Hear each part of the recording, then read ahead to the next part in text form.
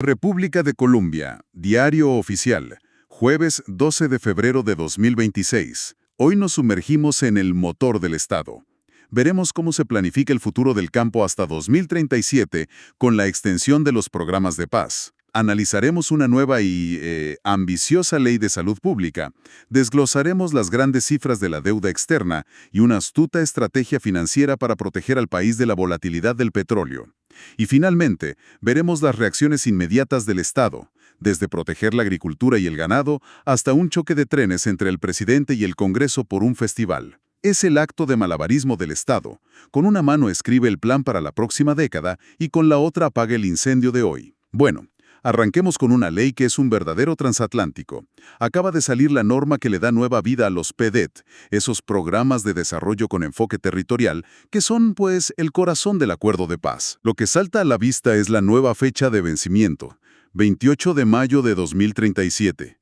No estamos hablando del próximo gobierno, sino de una política que abarca varias generaciones. Exactamente. Y ver esa fecha 2037 es una señal de dos caras. Por un lado, es un mensaje de compromiso, de blindar esto como una política de Estado que trasciende los ciclos políticos. Claro, los ciclos políticos.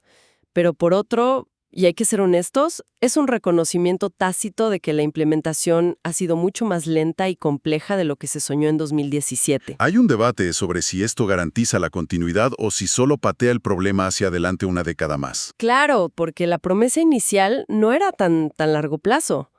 Y siempre surge la misma pregunta: ¿de dónde va a salir el dinero para sostener esto por otra década?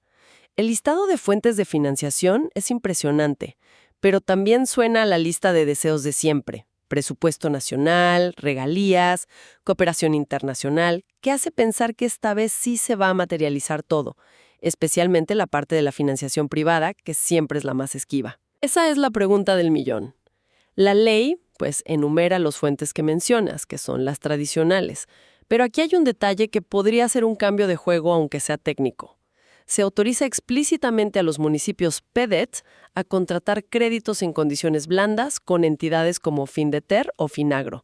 O sea, en español sencillo, es darle a los alcaldes de los municipios más apartados una línea de crédito directa y favorable, para que no dependan exclusivamente de las transferencias de Bogotá. Les da una herramienta para tomar la iniciativa. O sea, más autonomía financiera en la punta. Pero eso abre otra puerta. Si un alcalde ahora puede endeudarse para un proyecto, tiene el equipo técnico para formularlo bien, para ejecutarlo sin problemas y para que la comunidad le haga seguimiento. Porque dinero mal gastado es casi peor que la falta de dinero. Totalmente. Y la ley parece anticipar ese riesgo. Ordena crear un programa de fortalecimiento de capacidades. Esto no es un detalle menor, ¿eh? Es el Estado reconociendo que no basta con girar un cheque, hay que enseñar a pescar. Se trata de formar a los funcionarios locales y a los líderes comunitarios en cómo estructurar un proyecto, cómo pedir la plata y, fundamental, cómo vigilar que se ejecute bien. Además, se crea una comisión para actualizar el mapa de municipios PDET en un año, admitiendo que la Colombia de 2026 no es la misma de 2017. Las necesidades cambian. Si los PDET son la apuesta a largo plazo para sanar las heridas sociales del conflicto, hay otra ley que busca abordar heridas de otro tipo, las de la salud pública, con una estrategia que parece igual de ambiciosa. Hablamos de una nueva ley para enfrentar el VIH, la tuberculosis y las hepatitis B y C. Correcto. Y la palabra clave aquí es intersectorial. La ley parte de una premisa simple, pero muy poderosa. La salud no ocurre solo en los hospitales. Ocurre en las escuelas, en los medios de comunicación, en el trabajo.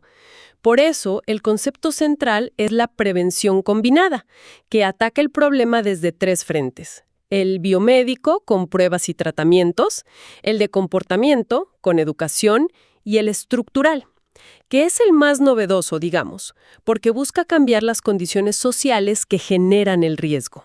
Suena muy bien en el papel, pero el sistema de salud colombiano es notoriamente fragmentado, y los ministerios a veces parecen feudos que no se hablan entre sí. ¿No es un riesgo enorme que esta estrategia intersectorial se quede en buenas intenciones porque, en la práctica, el Ministerio de Salud no logra que el de Educación o el de Comunicaciones le sigan el ritmo? El riesgo es real y es el gran desafío de esta ley. Pero fíjate que lo interesante es que no se quedan declaraciones vagas. Asigna tareas concretas. Por ejemplo, hay un artículo que le da una orden directa a la Comisión de Regulación de Comunicaciones. No es una sugerencia, es una orden. Aquí lo tengo. Dice que la comisión promoverá en espacios institucionales, y ojo a esto, en horarios de alta sintonía en televisión, mensajes de prevención contra el estigma y la discriminación. O sea, estamos hablando de usar el prime time de la televisión, por ley, para una campaña de salud pública. Es una movida bastante audaz. Muy audaz. Y la ley va más allá. Es increíblemente explícita en nombrar a las poblaciones que enfrentan más barreras. No habla de población vulnerable en general. Da una lista: migrantes, trabajadores sexuales, habitantes de calle, campesinos, indígenas, víctimas del conflicto, población transgénero, y ordena crear programas de acceso prioritario para ellos. Esto es clave. No es lo mismo diseñar una campaña de prevención para un joven universitario en Bogotá que para un trabajador migrante en una zona rural. La ley obliga al Estado a pensar en esas diferencias, a ponerse en los zapatos de cada comunidad. Todos estos planes tan ambiciosos, tanto en paz como en salud, cuestan muchísimo dinero, y eso nos lleva directamente a la chequera del país, a las publicaciones del Ministerio de Hacienda. Hay una resolución que ordena el gasto del servicio de la deuda, y los números son para sentarse. Estamos hablando de pagos programados para los próximos meses por una suma gigantesca. La suma total que aparece en estas tablas para mayo, junio y julio de 2026 supera los 3.787 millones de dólares. Y es interesante ver a quién se le paga. No son acreedores anónimos, son los pesos pesados del desarrollo.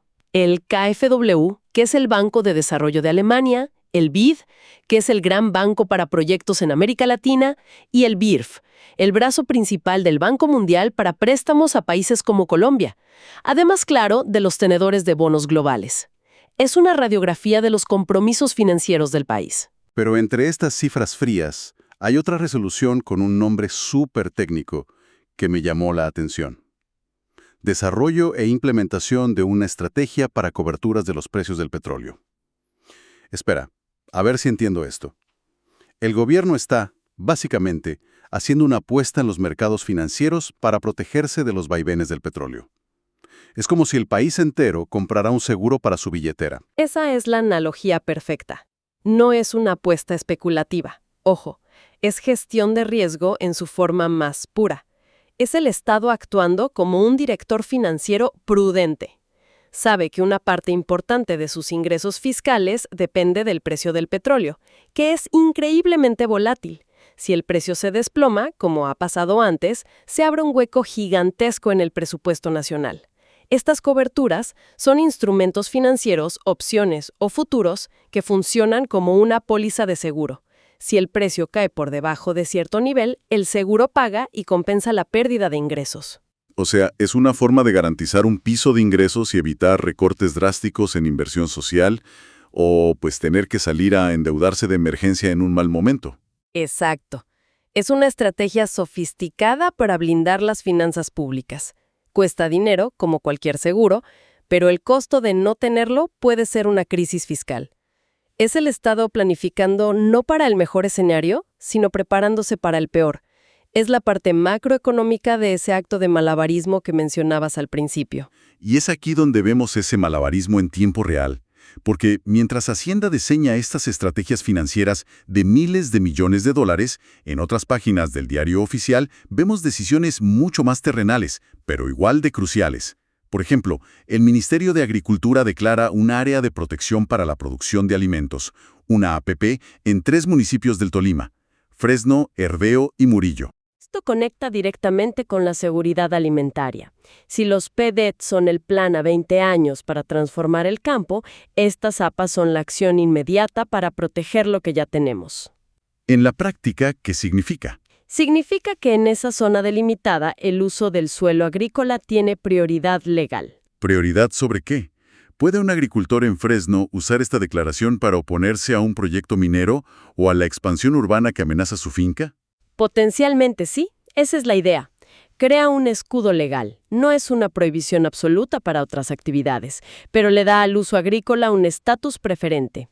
Es una herramienta de ordenamiento territorial para decir, esta tierra es demasiado valiosa para producir comida como para dedicarla a otra cosa.